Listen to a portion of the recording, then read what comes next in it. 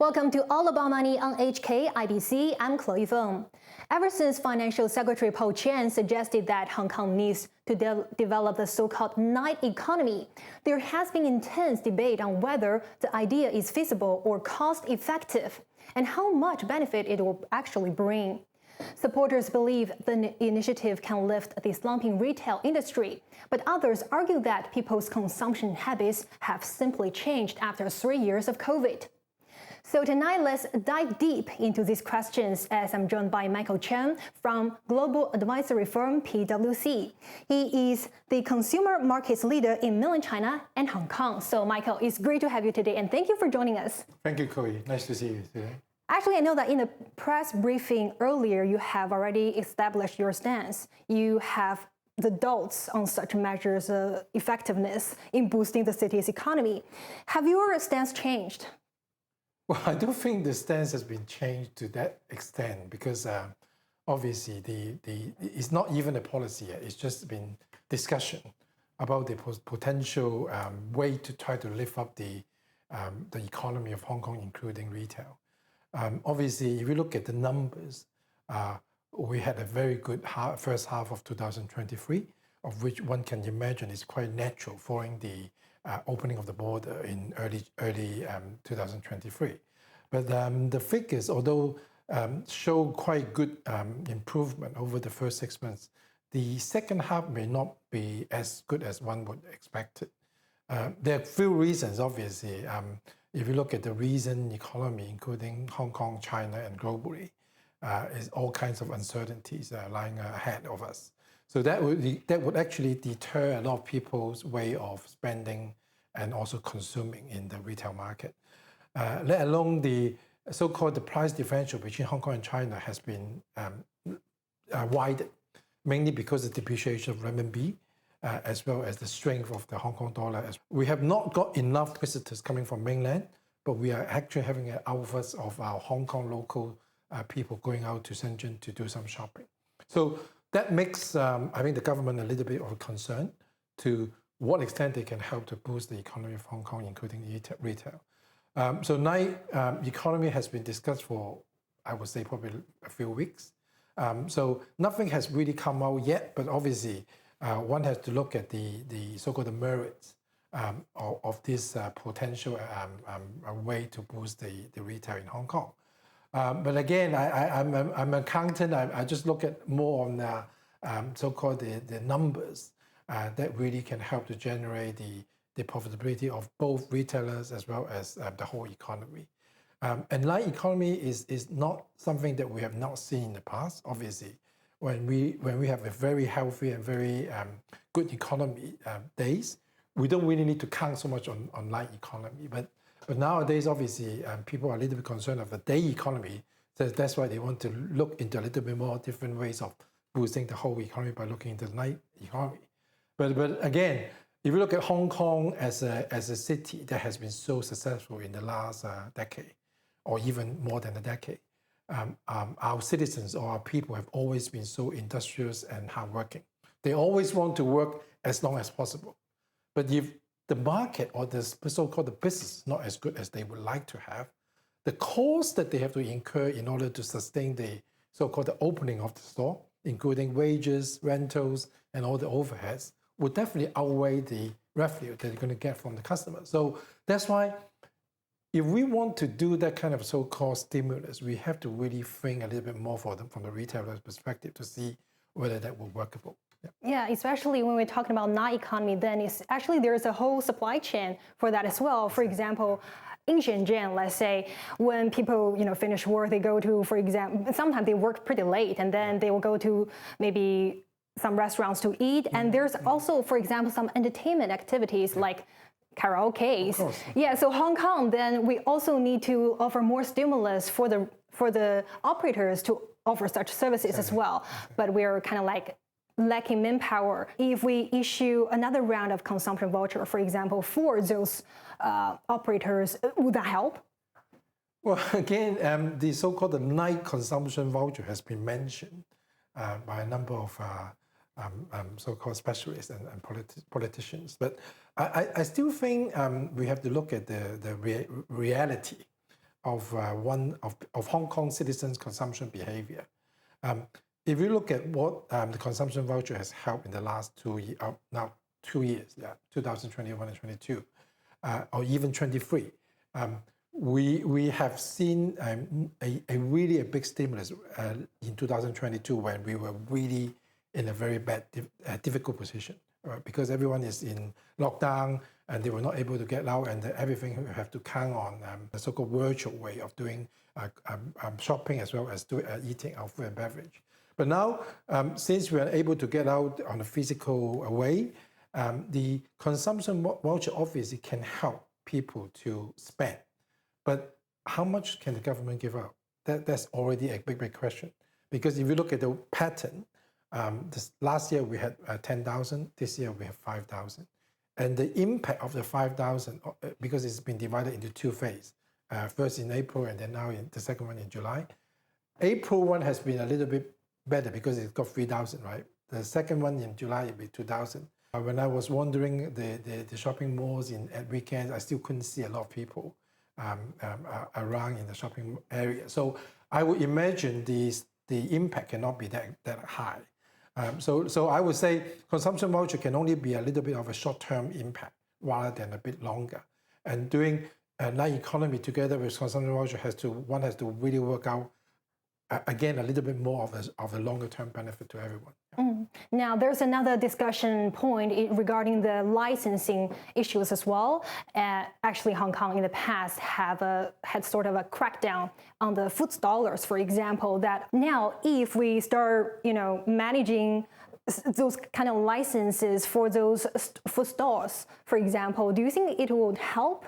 Or like if we refer to Singapore's night markets, they have a seemingly better management on such licensing.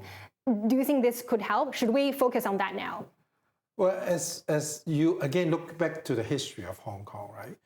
We used to have so-called hawkers on the street, and that has always been one of the Hong Kong people's habit of going out to what we call in Cantonese So Gai, and it has become a culture to Hong Kong people because.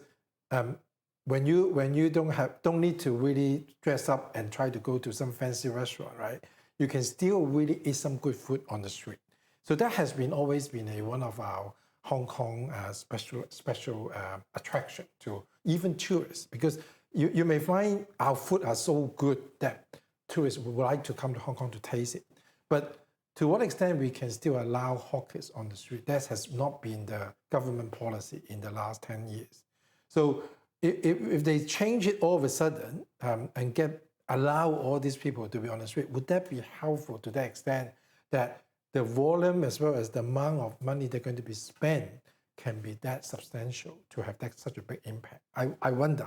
And this is not something that I think the Hong Kong government is trying to launch in terms of this night economy, because they still want people to go to shopping mall in order to spend. And that's why you can see a lot of shopping mall operators come out and say that we want to support this scheme because that would help to boost the sales in the shopping mall. So I would say these kind of so-called street food would not be that kind of easy to get all this license, because Hong Kong still is a very small city, crowded, and sometimes the government would not want to have that kind of so-called hassle to cause anything so-called happen on the street. And now you, in the report from your company, you actually mentioned about there's a change in consumer behaviors as well, as more mainlanders are now more prone to those kind of cultural-related activities. But for example, Hong Kong, we have so many heritage as well. We have the historical buildings, and we have many interesting handicrafts as well, also including those neon lights. If we increase such products, for example, cultural-related products, and also, for example, some unique foods, local cuisines to offer to those visitors, would that help? Of course, it would definitely help. As you quite rightly mentioned, that Hong Kong has been quite iconic of having a very good variety of food, good food, right? It's really good food. Both Western and Chinese or Eastern foods are all variety of good caterings or restaurants. And that's the reason why I think people do come here to try to taste some good food. together with some cultural-related entertainment. If you look at the recent trend of Hong Kong, MPUS is a very good example that if we can develop MPUS into such a way that it can be, again, more conveniently assessed in terms of traffic or of the communication, and also have a little bit more longer hours that they can extend their business, then I think people would tend to stay there along the coastal area in Tsim Sha Tsui as well as Tsim Sha Tsui East to make it more of a very crowded area. Then people will start to come back and say that, okay, these are cultural events, these are something that we would look forward to. And also like concerts, again, if you look at a lot of neighboring areas, including Macau, Taiwan, they are trying to host a little bit more of the so-called very famous and very reputable artists, in terms of concerts. And that really helps because you can gather a lot of people into that area, okay? And once you got the crowd, you definitely have the traffic, then you will have the business. Then I think this is something that we can really help to get the Hong Kong government to promote. I think films are not easy because in the past in Hong Kong, we also have this so-called midnight show in terms of film screening. But because nowadays films is already not easy to be watched in cinemas because they are so easy being accessed in Netflix or some kind of home studio. So I think film is not easy to catch people. Rather concerts, dramas, or these kind of so-called cultural activities, I think definitely will help. Yeah, or even those kind of art paintings as well, because I read some reports saying that K11 Museum, for example, exactly. It has record sales in retail markets in March because of this art month as well. But that's more of the high-end related customers because obviously it's not easy to buy paintings from a so-called middle class family. Yeah, one thing is quite interesting is because when we talk about night markets, is normally we are trying to offer some, lower budget, small items as well. And if we want to attract those high spending tourists, then how do these two fit in together? I still think night economy is an add-on to the day economy. Okay, if people come to Hong Kong for holiday, they would spend both day and night, right? They won't just choose day to spend. Although people have been saying that a lot of Shenzhen people are now just coming for travel. 1 day, day trip, So they don't stay behind. So that's why night economy can help to retain these people to stay overnight. But one thing that we also need to do is to get the hotel cost to lower a little bit. Because currently, as I said, Hong Kong dollar is still so strong. As well as the so-called living cost is so high in Hong Kong, that makes the people doesn't want to stay. So altogether, if we can help these kind of so-called all-day tourists to stay in Hong Kong for more than a couple of days, then I think that would definitely help much better than rather just focusing on night economy. All right, hold that thought, Michael. We'll take a short break, but coming up next, we'll continue our discussions not only about the night economy, but also about the retail market trends in Mainland China, but also in Hong Kong. So do stay tuned.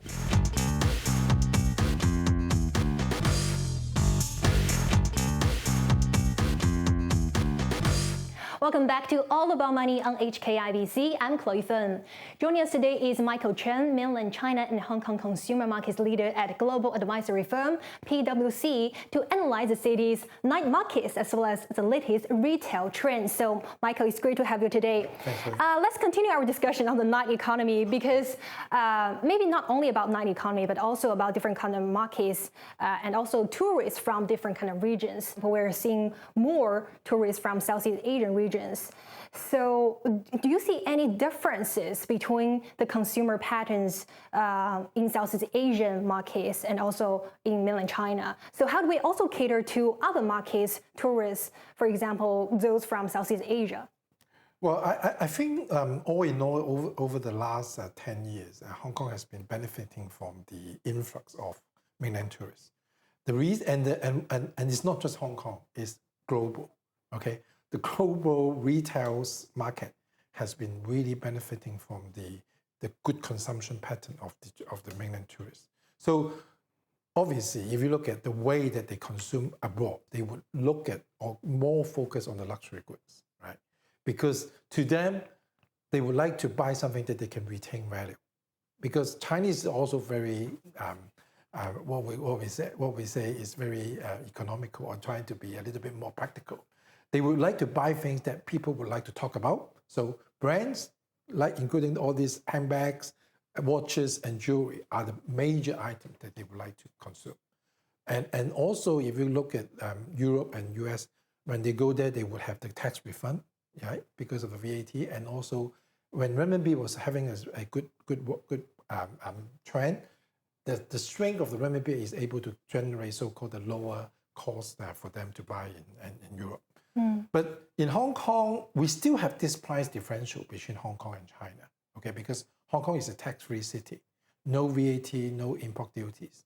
So in the past, when, back in about maybe 10 or 15 years ago, we used to have at least 15% price differential because of this tax difference. But nowadays, because of the rising cost of running a business, including the uplift of rentals so much in the last 5 or 10 years, that the overall differential has now gapped down to something like 5 to 10%.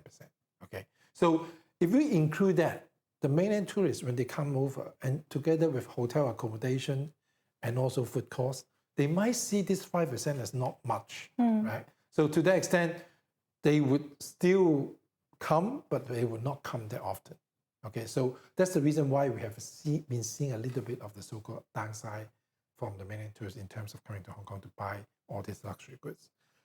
For Asia Pacific tourists, I still think they are the minority for the time being. Okay, but when I have been studying most of our clients' business, in particular in Asia Pacific, the business there is actually growing quite in an impressive way in the last 3 or 4 years, even in COVID. Okay, so that's the reason why you can see the strength and the growing pattern of all these Asia Pacific consumers. Their wealth is actually growing. Yeah. So that's why they are able to spend more. They're willing to travel more. So that's the reason why I think Asia Pacific tourists can become a much so-called improved brands of categories of tourists coming to Hong Kong. To what extent what they will buy? I think they would buy something different to the Chinese tourists. Chinese tourists normally will only go for luxury. Asia Pacific tourists would not just go for luxury, because they also have the luxury brands in their own countries. So I think the price difference may not be as much as the mainland, but they will look for some like gold-related products, because gold in Hong Kong is still very much on the lower side in terms of the cost. And also some so-called what we call Chinese medicine, Chinese-related things that they would like to consume, because Asia Pacific still has a lot of local Chinese. They would still want to come to Hong Kong to buy something that they could not get in their own city. So that would include some of the Chinese medicine, some of the so-called the dry seafood. If you look at the dry seafood, is also a very big market for them. So they can bring it back for their own consumption or even for gifting. So I think these would be just the major areas that they would like to consume. Right.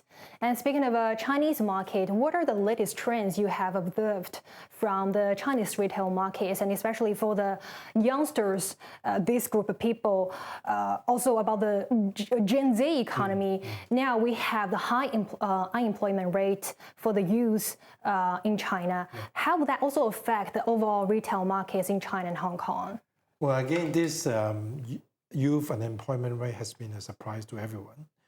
In the latest numbers in the last few months. So that is definitely one of the reasons why you can see the so-called uncertainty of the Chinese economy in particular in the last quarter. So that's why I think Gen Z has always been one of the major consumers in terms of spending power, because although they have not gathered so much wealth by working, they have been really treated well by their parents. Okay, so parents have been really helping them to spend a lot. But whereas the parents are still not gaining so much wealth, if you look at the reason why China is not doing so well, is also because of the real estate sector, as well as the equity market. Both these so-called wealth-related market has not been doing well at all. So the parents are not able to have so much leisure or comfort to buy something for the kids, right? And the kids are not able to find a very good job. So that really come together to make the Chinese consumers are not able to spend so much as before. But again, I hope this is not going to be too long, too lasting. I hope the Chinese government is going to come out to really do some stimulation policy to boost both the economy as well as the employment rate. So with that, then I would say that the Gen Z will come back, and what they would consume is more on what they always saw as the personalization related products. How can they tell people they have a style, they have a culture, and they have something that really people will look upon, right? And that's why social media has always been very useful to spread brands, because this is the reason why people will follow suits and try to buy something that my friend or my relatives have been buying. So I think this is something, again, always been easy to try to push to our Gen Z in China. Yeah. Exactly. The social media related sales channels cannot be underestimated. This has huge power. Yeah. And now from the report, you are also saying that there's more access to consumers as well. For example, the live streaming access, KOL boosted services, and also the group purchases. Then can Hong Kong make use of such tools to also boost its growth as well? Why? How come Hong Kong's e-commerce has not been expanding as aggressively as we've seen in mainland China? Well, this has always been the first and foremost question that everyone asks. Because if you look at China, their e-commerce sales is now globally number one, okay? Even bypass US and all the European countries. But you have to look back at their history again. China has gone through a phases that they don't have that much of the physical sales in between, okay? Because once they have mobile, everyone just start to use mobile very aggressively, okay? So people would ignore what we call the phases that we have been bypassing in terms of buying physically or going out to buy something that is not, you can see. They will almost go direct to e-commerce. So this is the reason why they have been very popular. And they were able to achieve at least 25% of the total sales within China. Whereas Hong Kong has always been on physical. And this is the reason, this is really because Hong Kong is such a small city. We only have 7.5 million people, right? And the convenience of transporting to anywhere is so good that no one would really bother that I need to buy something, under the internet. So has not been that kind of popular, has not been really pushed by a lot of so-called retailers. So we have been behind, but in 2022, we were able to achieve 10%, which is almost the historical high for Hong Kong.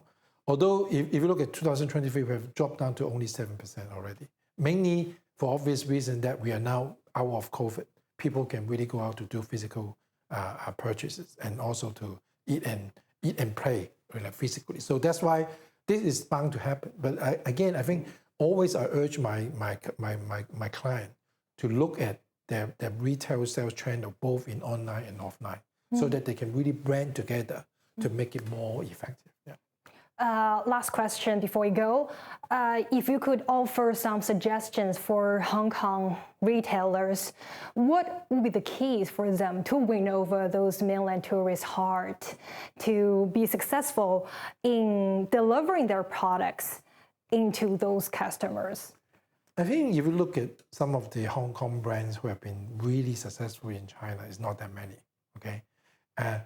Again, to do business in China is not easy, but you have to find the right formula, okay? And this formula has to be something that you go there, spend time there, and know the people there, right? So that you can find the right way of approaching these mainland people. And in Hong Kong, if you look at any retailer, right, unless they only have one business in Hong Kong, they don't have any business in China, then I think you have to really rely on e-commerce. Otherwise, you really want to blend together both Hong Kong and China as a one single profit-making center, so that you can combine everyone's consumption into your P&L. So again, it's going back to what I call real e-commerce and O2O. Both e-commerce and also physical sale, you have to all do it together. And the contact and the relationship with your customer has to be permanent. It can't be just one single time that when they come to Hong Kong and they buy and you leave them. You have to always contact them by doing WeChat, doing all kinds of communication with them. Keep contact, keep in touch. And once they arrive in Hong Kong, they will definitely be able to access to your shop, to your store, so that any new products, any new functions or new things that they can introduce to them, they can easily access it. And obviously, social media is something that you can always use. Xiaohongshu has been so popular, you can imagine. I think we have to do something more in Hong Kong. Definitely enhance our social media efforts as well. Exactly. Thank you so much for your thoughts, Michael, and thank you for watching All About Money. We'll be back next Sunday night. So until the next time, please take care.